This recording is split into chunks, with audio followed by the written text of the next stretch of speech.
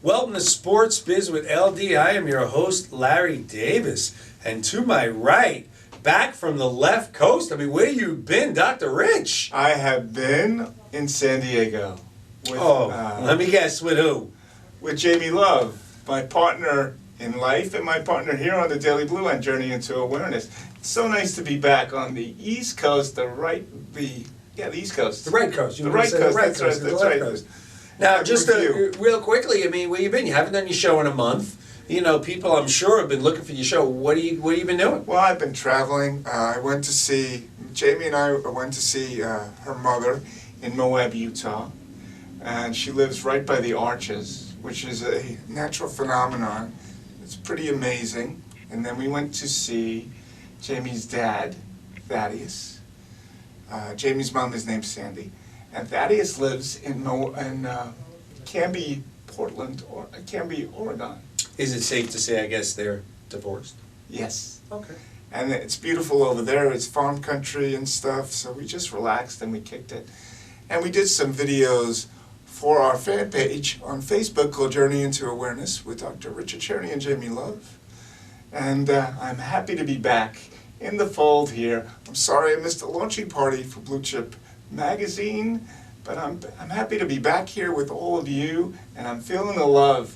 And we have a lot to talk about today, don't we, Larry? Yes, we do. And, some people feel when someone passes, it's a sad note. And it is a sad note in a way, yes. But also to love the life that he led.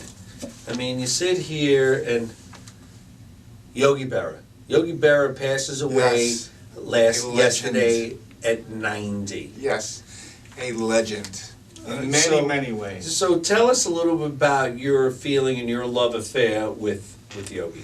Well, my love affair with Yogi started when he was a Yankee, and I was a little bit of a guy, so I really didn't see him as a player. But I knew him as the creator of yogiisms, which he was famous at. You have one? It ain't over till it's over. Oh, come on, buddy! Everybody knows that one. I have three blue sweaters, blue, navy, and blue, that I wear. And I remember him as a Met coach. Wow, and in 1973, when he came up with the slogan, "You gotta believe," when they came from last place to first place, and that's when Bud Harrelson and Pete Rose had that fisticuff fight. At second base. Second base. Who was probably one of the greatest players of all time who was on that team? Willie Mays. That's right. I remember when they traded for him, and he got up, first plate appearance as a Met, and he hit a home run. As he should. He's Willie Mays. Yes, he's Willie Mays, so that was fantastic too. So that's wonderful, and maybe he's going to create some good karma for the Yankees because they really need some right now. They can use some help, but let's get back to Yogi the man. You see the back of the post and number 8, and I'm going to throw something out at you that I was thinking. Number 42 in baseball.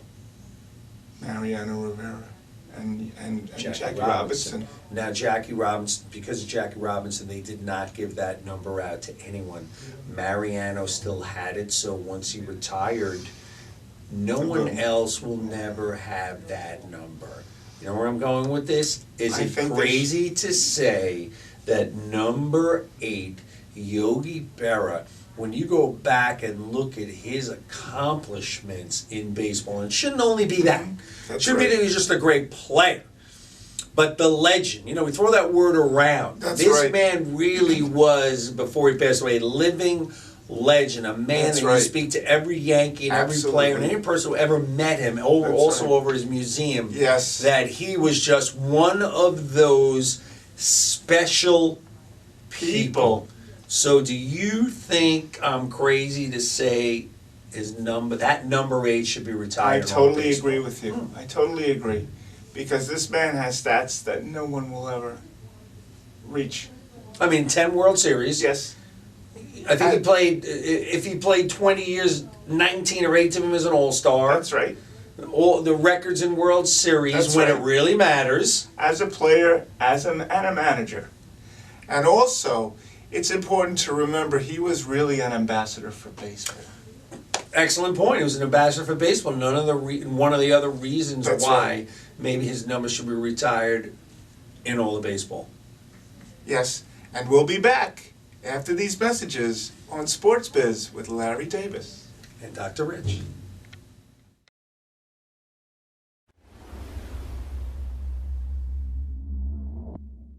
Hi everyone, I'm Corinne Caro here with Daniel M., host of Front Row on the Daily Blue.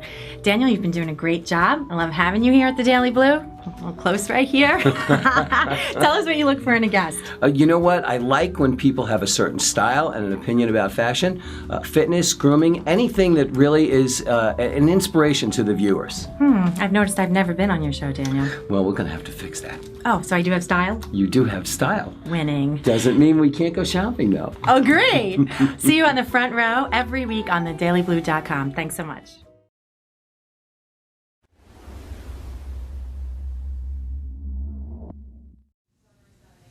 Welcome back to Sports Biz. I'm your host, Larry Davis, and of course, Dr. Rich on my right. Yes. We're talking, like we just discussed, an American icon, a legend. And like I was just saying to you, Richard, most of these photos, they like to show from the back that That's he was the number 8 Yes. was such a connection to him. Yes, it's true. He was, and you were telling me during the break about that you met him, and he was such a personable gentleman. Yeah, I probably did many appearances with Yogi, and he was always great, always nice to the people. I remember in the beginning he would never do inscriptions. Inscriptions would be 10-time World Series champ, or to Sam, our lovely producer behind the glass, best wishes. He wouldn't do stuff like that. Right. And then, slowly but surely, it took him a while because you would get paid extra for that. And it was so much for him to write and so much for him to do it. And the people just loved him. I mean, beloved is really the word. And Rich, you could just continue to do a whole show about Yogi, about his accomplishments on and off the field, his Yogi-isms. You made a good point also. He went both ways. I mean, he's a Yankee. There's not even a question. That's right. He's a pinstripe guy, but also he ended as an Astro coach in the National League, and he managed the Mets, the 1973 Mets, to the World Series. And he gave them notoriety because after that, they took them seriously everybody took them seriously as a ball team. That's a good point. Usually you do that with a player, That's right. not a manager, and him coming to the Mets, really, you're right, after the 69 World Series, everybody thought, okay, that's it was a one and done. And That's right, exactly. And he came back in 1973, and he really took them from the bottom of the National League East to the top. And that was probably the greatest rise that they had. it could have been. I mean, I don't have the stats in front of me, but you're right, that could have been one of the greatest And runs. then 86 happened, but they still compared the 86 team to the 1973 Mets. And then listen, you can't also not bring up Yogi about a little controversy he had with Mr. Steinbrenner. That's right. Steinbrenner fired him. That's right. Yogi didn't like that. That's Yogi right. wasn't in Yankee Stadium for a long time, Richard. About 10 years. Is it 10 years? Yes, Yeah, it was a about good 10 amount years. of time. Yes. Until finally, and Yogi, I'm not even going to use the word stubborn, because, stubbornness make it seems like That's you're... you have something about it. I don't think that's what it was. Yogi was like, you fired me. He didn't Right. like the way it was Right. done. That's right. Didn't agree with it. And didn't want to talk to Mr. Steinbrenner. That's right. And what I loved about Yogi, because I saw him on interviews, he was just a regular guy. That's a good point. He was like, he represented an ordinary man in society that everybody could have a shot and just do it, And that's what I liked about him, because he gave hope to everybody that maybe we could do something in our lives. That's a good point, because he wasn't tall. I don't want to say That's he's right. short. Right. He Yes. wasn't tall, and what a hitter. I Yes. mean, you think about it. You think a shorter person has no power and no strength. He always said that he was a garbage ball pitcher. Right, Yeah. they said right. They said He that. always went after the bad pitches, and he always got a hit. Always got a hit. always got a hit, and also got it in the postseason. That's right. Not that we should not want to talk about Yogi. We can continue to go on, but let's bring up today. You know, last time we had on the show, or a time before that, you and I always talk about the races, Yes. about what's going on. So let's talk about your beloved Yankees. It looks like they're not going to win the division. It looks like that unless the Jays really, really lose against Baltimore, because they play them, I think, 6 or 8 times before the end Baltimore of the season. stinks. I know, but they can be a spoiler. You can't. They could be, because They the could Jays be a did lose spoiler. 2 out of 3 to the That- Bo Sox that's right. last week. And you know, you have what's his name as the manager, who was John Gibbons, the ex-Met of the Blue Jays, No, John Gibbons, and also on the Yankees. no, the Baltimore. Oh, Buck Showalter. Yeah. I mean, sure. So he always likes to stir the pot, you know. So he's gonna make it interesting. But I'm real disappointed with the Yankees because their offense against the Jays was flat, Silent. silent.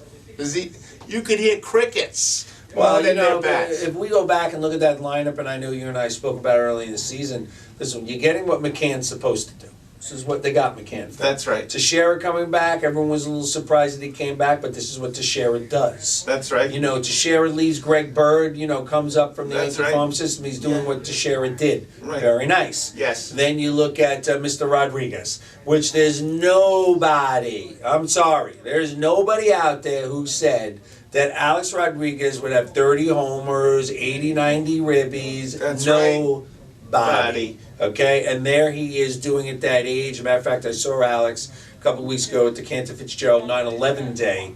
Wow. Not that that makes any difference, but he just, you know, looks the part. You know, Yes. he's always been in great shape. Yes, But the yes. Yankees have no pitching. Pitching. I mean, they stink. Their starting pitching is terrible. You can't Why you gotta rely repeat on- everything I said? I don't know, because you're in my head, I'm in yours, I guess.